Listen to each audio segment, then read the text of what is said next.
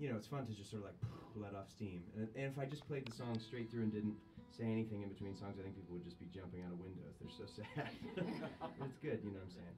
So do you write them when you're in those states, and then like luckily you get to perform when you're in a better mood? Or sometimes I'm assuming that time doesn't allow for that. You step on stage sometimes and you're like, oh. Sometimes I'm in a bad mood. It's always fun to play with a band. Solo acoustic is a little strange because you're kind of like counting on yourself to be like, come on, you, me, let's go, you know?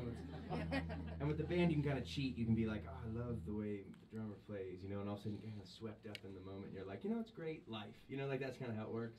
When you play solo acoustic, it's kind of like a little bit more, I kind of have to depend on me a little bit more. So it's fun. It's just like, it's an extension of who you are. That's the best part about playing music and writing music is like, it's essentially as you evolve or go the other direction, you know what I mean? It really reflects in your songs.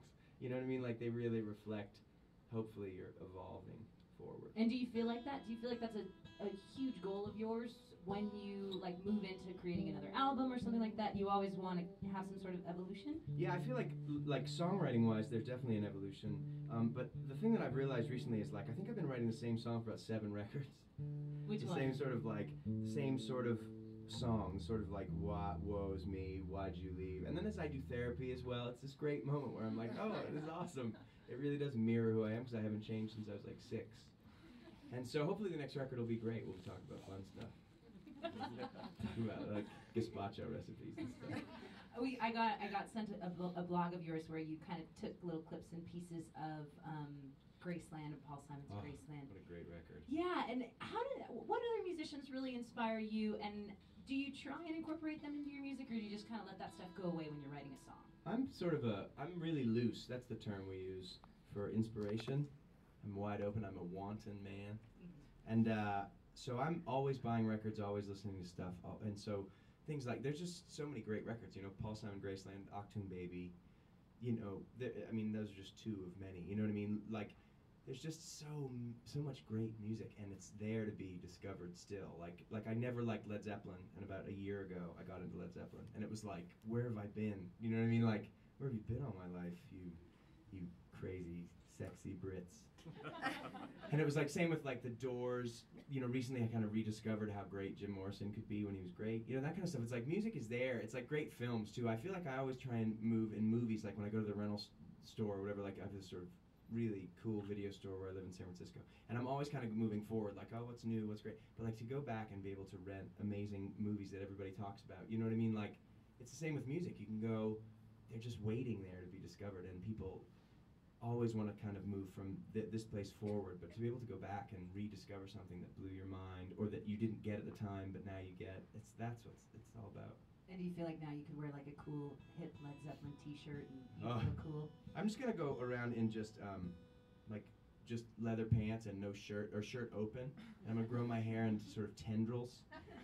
It'll look more like a Jewish afro, I bet, at some point, but if I can get it weighed down enough, then I'm just gonna be like, baby, it's gonna be good. It's gonna be rad. I'm gonna have like a mud shark, and then I'm gonna have a jet. Oh, that's a long, if it's Zeppelin folklore. And then I'm gonna have like my own jet. It's gonna be good. You're into all of that. Oh, are you kidding? I can't wait. So Matt, you've been in the industry for a long time, and this album has really brought you to fruition in the sense of like a radio world, where you have stations that are supporting your record and stuff like that. Has that been something that you've always been hoping for, or that you've been working towards, or does it just kind of come with the territory and all that good stuff? Talking to you as a radio station, I love it. No, it's great. It's fun. It's totally fun, but it's definitely icing on the cake. You know what I mean? Like, for me to be able to go around and play to people that want to see me, and that kind of stuff is what's real. The sort of the radio world is pretty unreal. And you can be completely honest. Yeah, that's what we're. You know, commercial radio is kind of troubled. Yeah. And you know, so it's like it's fun to be a part of it. You know what I mean? It's kind of like being on the Titanic right before it totally sinks. I don't know if I like that. No, I'm just kidding. I'm just kidding. No, but you know what I mean? It's fun to be accepted in that way, because I love music. I love the radio. I love that stuff. So it's fun to be a part of it. You know what I mean? It's like, but all that stuff can't matter, because if it matters, it goes away. It's all other people's opinions of you. And it's like, who needs that? I've spent a long time trying to like guard myself against that kind of idea. And so for me, it's all about writing the song, it's all about playing the song, recording the song, and then from there, hopefully, that the people that have come to the shows for all these years, accept those songs, and if they don't, they don't. If they do, they do.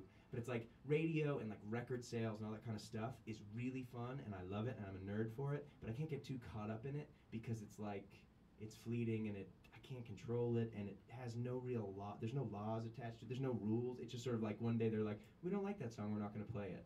You know, and it's like, or that song doesn't test in our, you know, and it's just sort of like, you know, thank you. But it's fun now. I mean, saying all that, it's fun to have a song on the radio. It's fun to have people discover me that way. It's still one of the best ways to get the music heard. It's the best discovery process. You know, the best tool still. You know, not really the Titanic metaphor. I was just joking. do I have concern on my face? No, I really loved Matt Nathanson until this past studio. Totally, when he was a total idiot online. It's been a long flight. No, I'm kidding. But no, it's cool. And well, it's on the other end, it's super exciting to have a talent like yourself, have a song that we know will work in the parameters of what we do as a radio station. So that works for me on the inside of that little conundrum. Totally, and that's the thing is like, and great radio stations like, there are great radio stations like you guys, and I'm not just saying that because you're here. It's like, your format is one of the best you know, like it's like, there are people that actually set, like we played the XPN festival, and like WXPN's a great station. You know, it's like there are stations that do it, that really pay attention to what's going on and really care about a community and sort of spreading the word about music. And that's fun, you know? And then you go to other stations where people are kind of like, zibbity-bow, how you doing? Gosh, good, I love it. You know, it's like kind of like David Lee Roth, you know, City. And you're like, hey, Dave, nice to see you, you know? Do you like music? What do you listen to? He's like, I love ABBA. And you're like, awesome, thank you, you know? I don't really listen to music, but I love it. Let me program in my songs. So anyway, but it's fun, yeah, it's rad. It is rad. Yeah, we're so happy to have you here. Matt Nathanson in our Studio C. We're going to open it up to some audience questions, so if you have something that you'd like to ask Matt, get yourself ready for that. And thanks so much for joining us in Studio C.